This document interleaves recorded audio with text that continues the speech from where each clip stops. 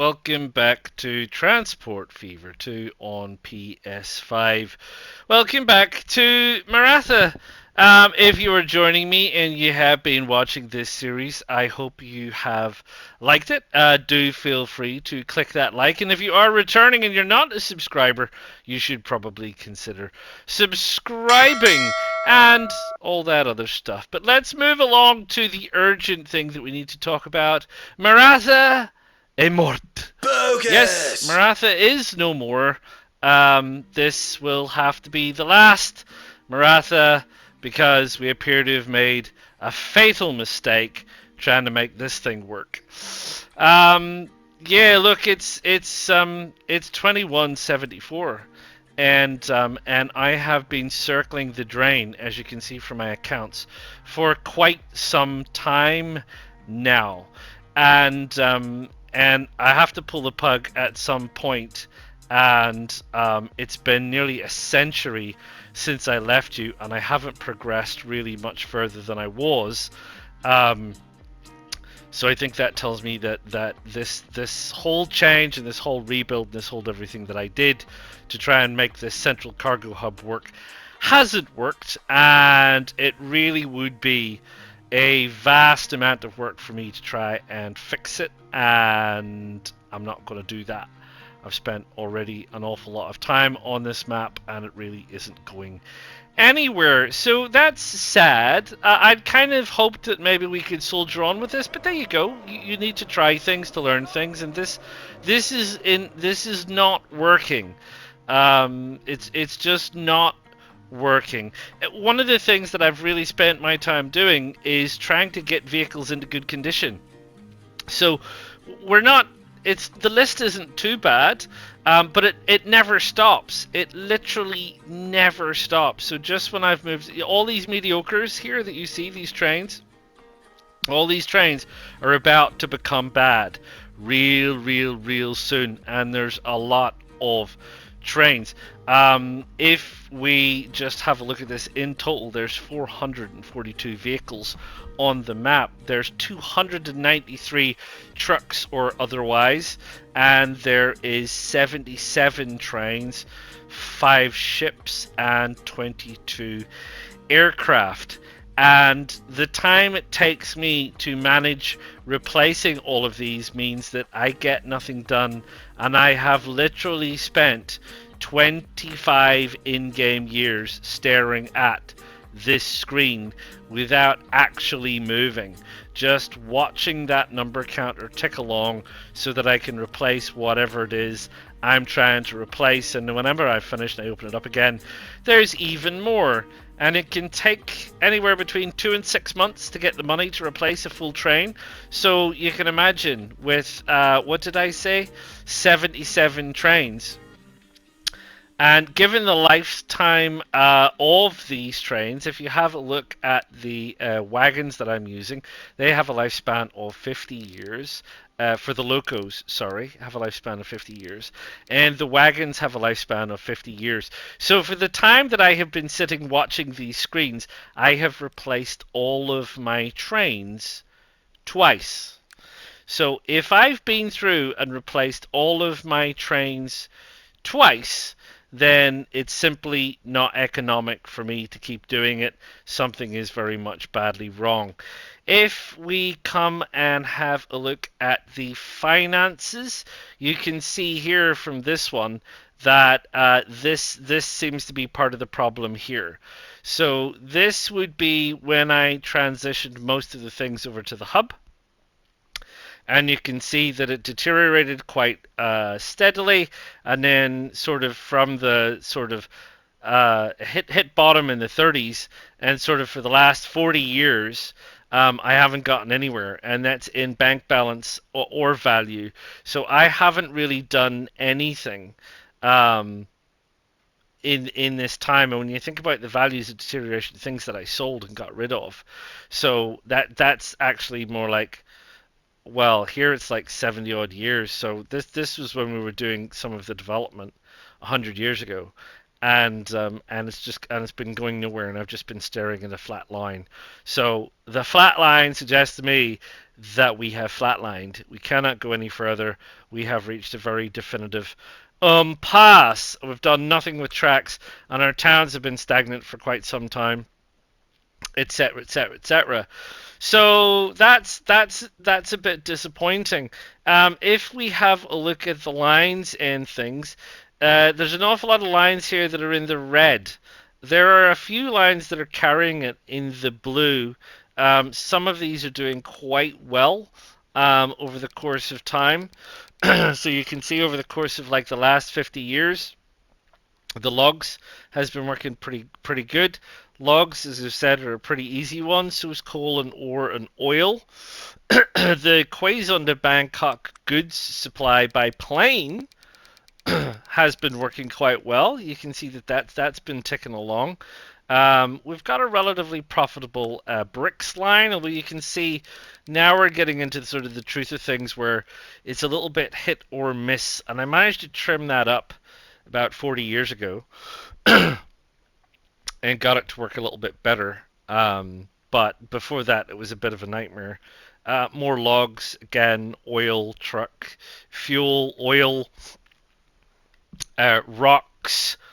The fuel planes a little bit more involved, but then a little bit more sketchy in terms of profit and things. So you start to get into things a little bit more problematic.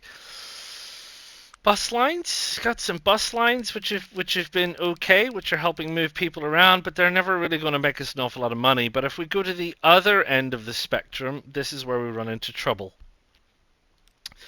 So we have things like this, which is the Hub Krasnoyarsk food, just totally unable to make money in any way, shape, or form. Same with the tools, so Hub Daegu tools.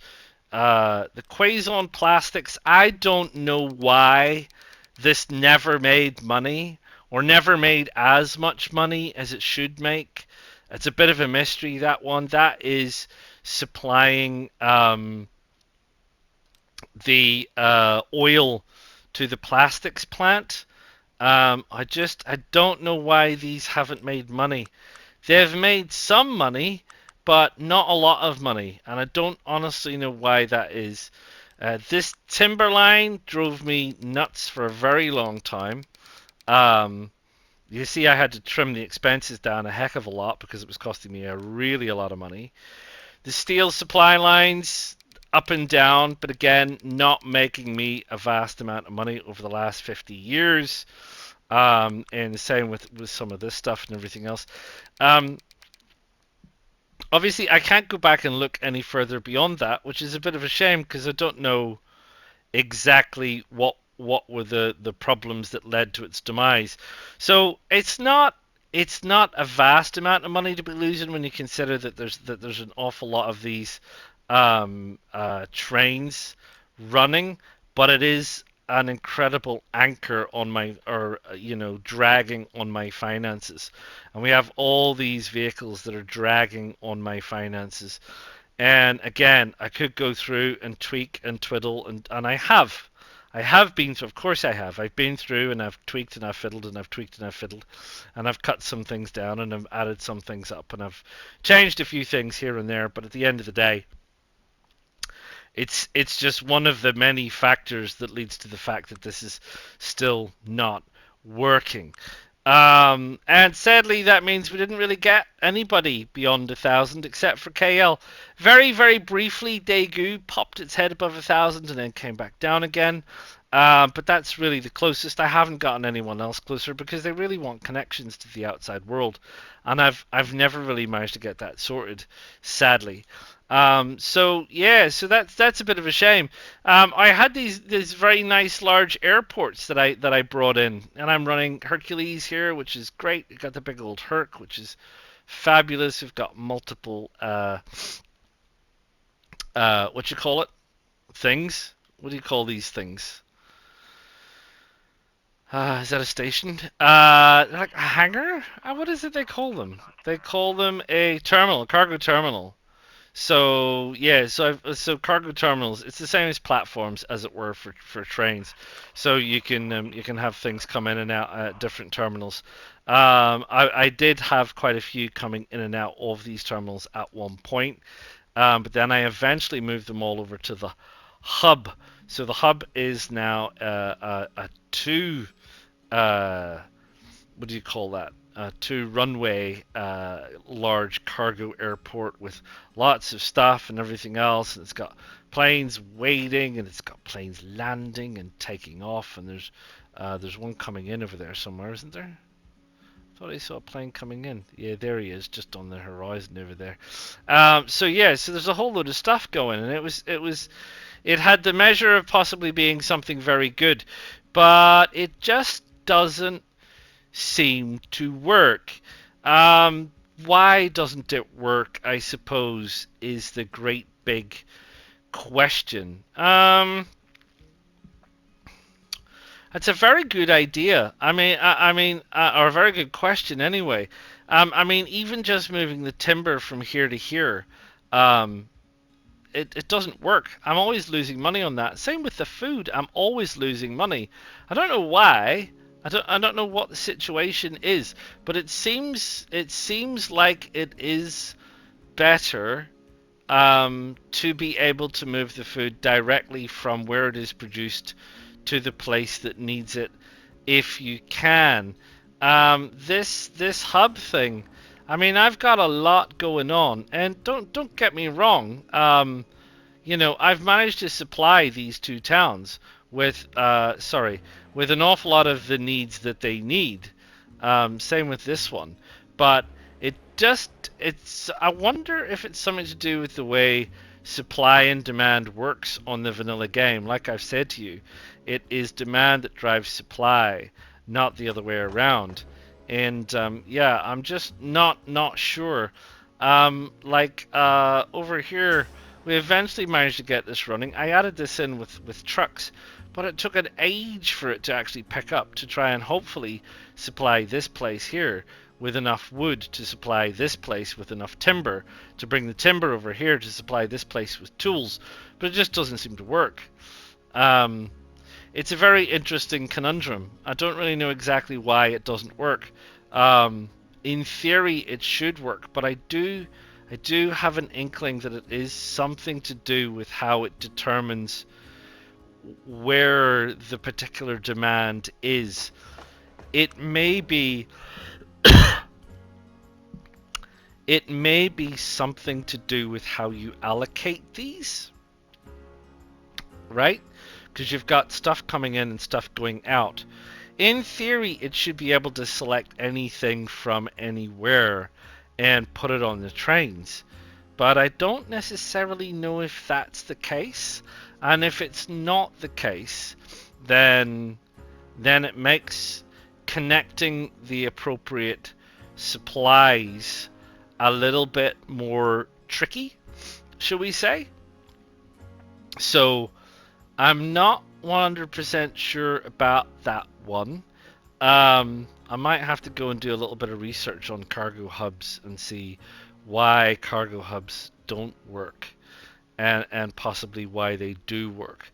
As an idea, like I say, it's great. You've got the plane, you've got the truck, you've got the train. They all coalesce together, and you're able to farm stuff out. And I started thinking about connecting Bangkok over here with this lovely, lovely bridge. I built that bridge about 70 years ago. I never got around to completing it. The other thing is if I perhaps switch on the HUD for my trains, you can see that I've got an awful lot of trains coming in and out of here. And if I run it at 3 times speed, there's an awful lot of trains running up and down and through this hub and up and down the East Coast mainland. You've got a lot of trains running through here and things. So I wonder if there's just a limit of how many trains will affect this, and that's what I was also thinking about in terms of this thing, the vehicle manager, was because there's a very definite lifespan to these vehicles. And it seems to be pretty much 50 years is the max. So you can see you go through all this. You've got 50 years, 50 years, 50 years, 50 years. That there's like a finite number beyond which you get stuck in this maintenance loop. Now, I do, of course, realize that there's a maintenance button here, and you can configure the maintenance. It does very much increase the running costs. And I think if I remember correctly, there was something that said, yeah, there you go. The maintenance level leads to lower emissions. It doesn't make it last longer, right? So you can't actually make the trains or the trucks or whatever last longer. So they will only last 50 years. So you then need to spend that money every 50 years to replace those vehicles, or sooner if you want to, or sooner if you can. And that's what I was trying to get to with this. I was trying to get to mediocre, but I have been at this now for the better part of a quarter century, and I'm not getting really much closer to that. And there's just this, I know for a fact that this long list of trains that is here in mediocre is going to stuff me up no end. It really is.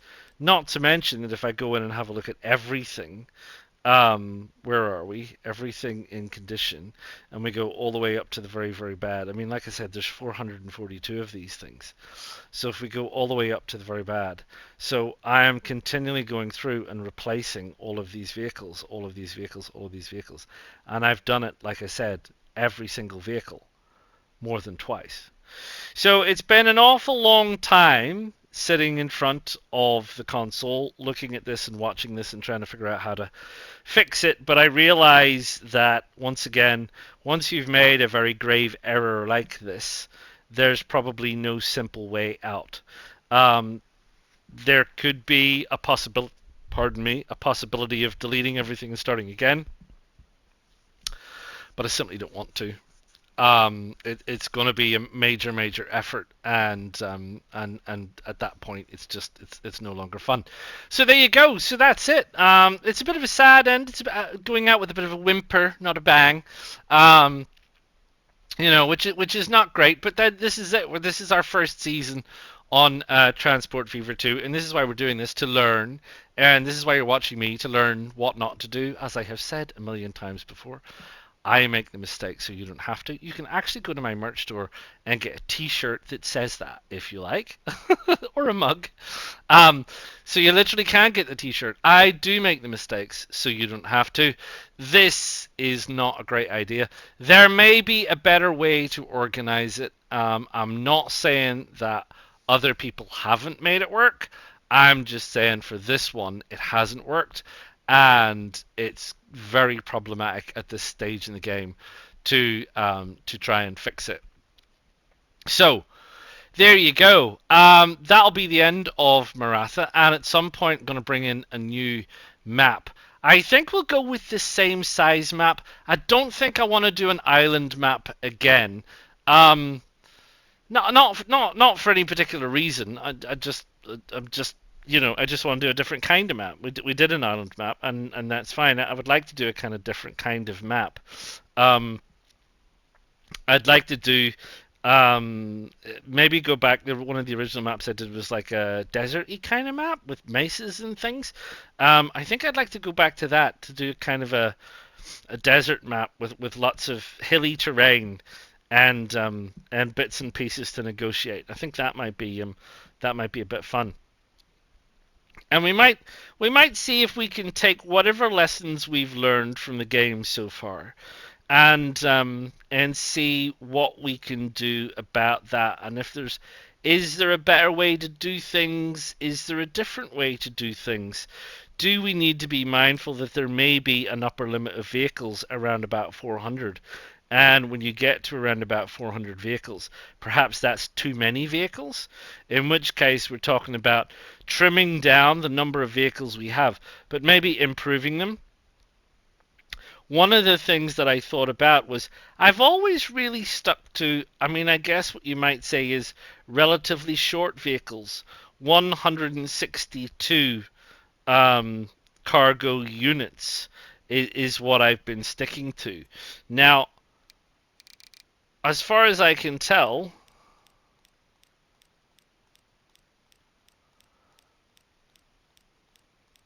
there doesn't seem to be a limit. I mean, one imagines there must be at some point, but I'm up to like a train that's nearly a kilometer long. In fact, we're over a kilometer long. So I don't honestly know. I would have thought that there would have been an upper limit, but I can't seem to find it. We just keep going further and further and further and further and further and further. So we're well over a kilometer and a half long now. It's starting to have problems with me, like when I'm trying to add things. It seems to be stuttering and getting a bit jiggery and stuff. Um, so it seems like there's possibly no upper limit. I mean, obviously, whether you could pull that or not remains to be seen. And I think, did I? I think I did. I think someone did a piece on this. A track is, I'm not sure how long a track is. How long a track piece is. Oh, I think you can look on this, can't you? Because if we went to like a modular building and we went down, is it at 40? It must be 40 meters each, right? And that's 2, and that's 3, and that's 4, and that's 5. So, sorry, that would be 2. Oh, I can't even build it. I wanted to just see. Come on, can we get 100,000 bucks? There we go. Let's have a look. So, how long is a track piece? 2. So, a track piece is what did we say? A track piece is 40. Yeah. Okay. And I think I someone said the maximum length you can get is like 13 track lengths. So that's 520. So that's just over half a kilometer. So you can actually put down a 500-meter train, right? If you wanted to. So I think realistically speaking, I could make these trains a lot bigger. You do obviously have to bear in mind that you need to possibly add in trains. Now, how that works, I don't know. Do you do, say you do 126, and then you go out here and you do another one. Then you do 1, 2, 3, 4, 1, 2, 3, 4, 5, 1, 2, 3, 4, 5, 6, right? And then you do, oh, sorry. And then you do, another one, right? Does that work? Can you then, push a 250 meter because you got 3? Do they work in conjunction like that? I don't know. That is a very, very good question. I should probably have said to myself a few times, I should set up a test map to test some of these things and see, can you do multiple units and how do you push units and what does it look like, etc., etc. That would be very good, and a very good thing to try out. So there may be a couple of things that I do offline, with experimentation. I might set up a little test map and have a look at just exactly how long you can make a train and what that looks like. I mean, you obviously have to bear in mind that if you were to go to like an 8 track that is 320 meters long, um, that that is a fairly big thing. Um, that's essentially what this hub was going to be. It's a little bit shorter than that.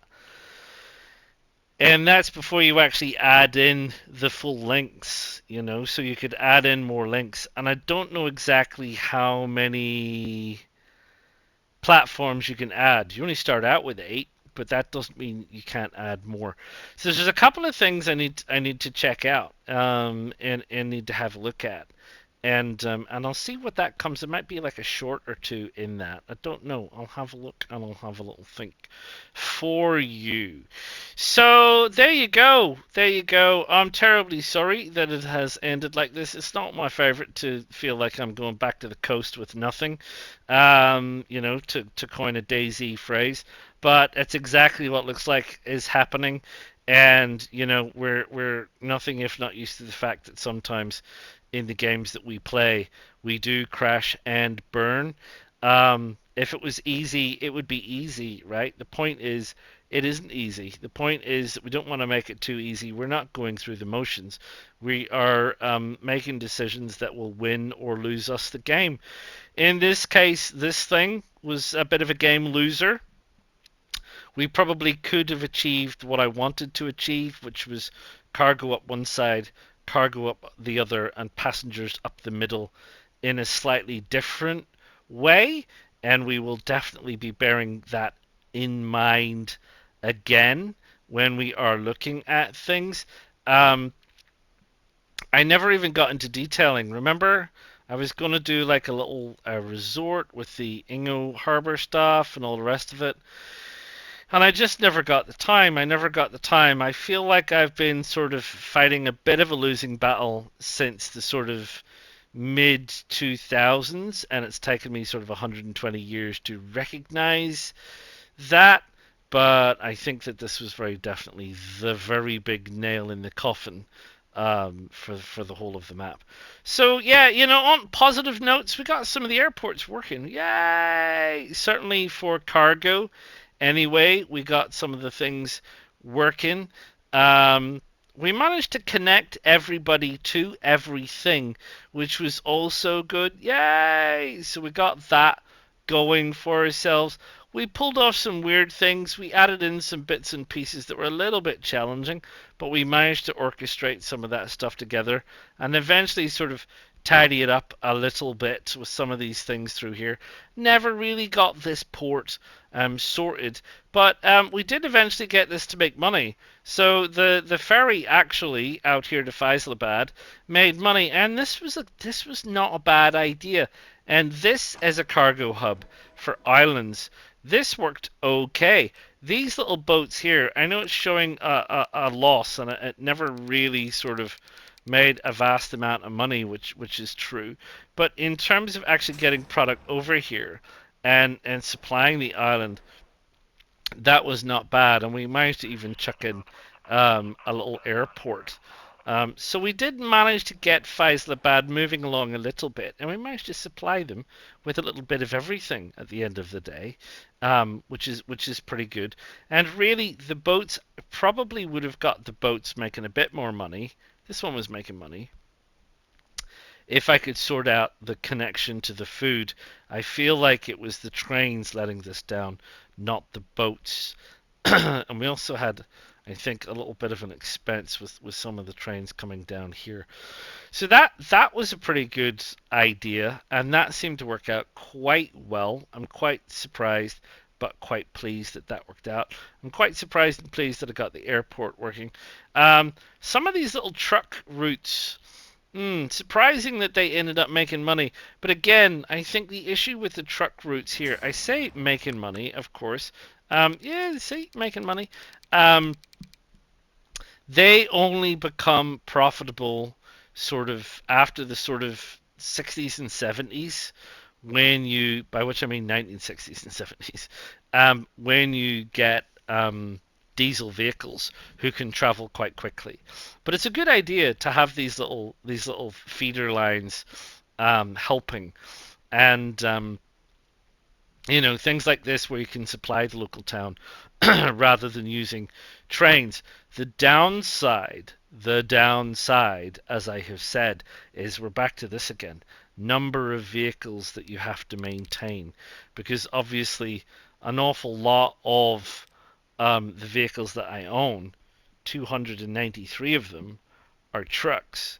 So I'm actually running an awful lot more trucks than I'm running trains. And the question is that a problem?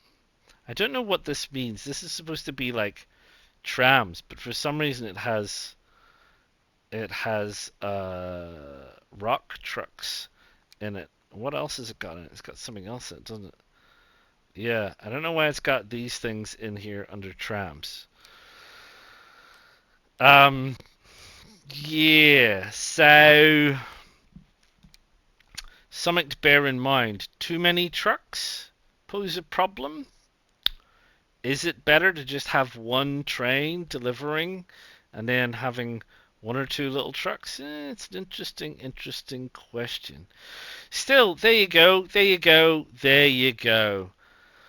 That is the end of Maratha. I'll be pulling together another one at some point. I don't know when that might be. Like I've said, I might just nip off and set up a little test map, and I just want to run a couple of trials on exactly how big some of these stations could be, how big some of these trains could be, and just exactly um, how you would orchestrate some of these trains moving some of these goods around. Because if you have an incredibly large train, how are you going to shift some of that heavy stuff like rocks, etc., and so on and so forth?